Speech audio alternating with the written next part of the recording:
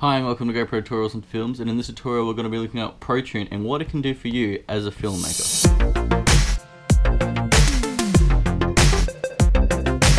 Now ProTune is a little bit of software that GoPro has put on all their new cameras that enables the bitrate to be increased. What this means is that the video quality is higher, but it comes at a cost that the file sizes are larger. Now, as much as is said, the quality from it is not only just because of the bitrate, because you have a wide array of settings you can play around with. These include white balance, color profiles, your ISO limits, your sharpness amount, and your exposure compensation.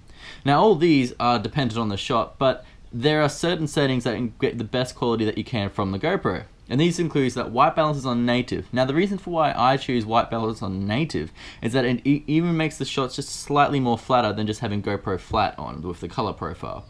Now once you set the GoPro up on the native white balance, you've also got the color profile that GoPro is capable of. Now there's GoPro color and there's also flat. Now flat's really good if you want to pair the shots next to a DSLR, because that gives you a sort of capability of color grading the shots to what the DSLR's output is. But GoPro color is what a lot of standard people do if they don't want to color grade or do much work in post-production. Now flat gives you a little bit more information in the shadows, but in comparison to this, it is GoPro color is a lot easier to work in post-production. Now next after color is that you come to your ISO limit. Now the ISO limit's default is 6400, which is great if you're going to shoot a lot of stuff in the night, but there'll be a lot of noise in there, so that's not what you really want. What you sort of want is you want a nice clean image that has really nice dark blacks and I don't know, white-ish whites, you know what I mean? So that's why ISO 400 is probably my preferred settings, because it gives you usable footage rather than 6400, which is pretty much usable straight out the camera. And even if you add a denoiser profile thing in After Effects, it doesn't really do much of a difference, and it's not really worth it anyway. Now after this comes sharpness. Now sharpness is one of the most crucial parts of the GoPro, and I think it's one of the worst things they could have done is setting it on high.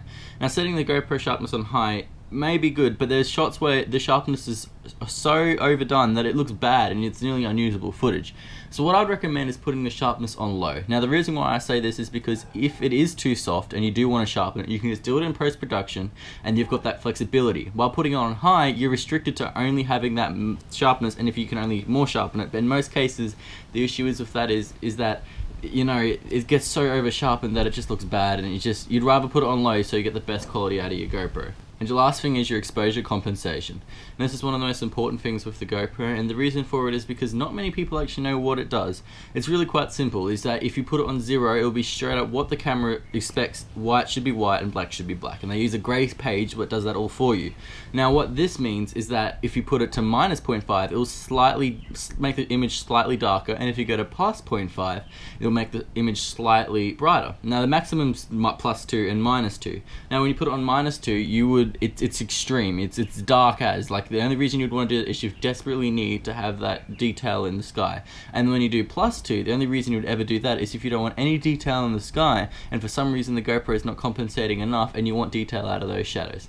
So to answer the question, what is the best ProTune settings, my answer would be that you'd have white balance on native, you'd have your GoPro color flat, you have your ISO limit on 400 so you don't get much noise, your sharpness low, which you can edit it back in post-production, and your EV compensation on -5, because it's easier to get the detail out of those shadows than getting the detail that you've clipped in from the highlights.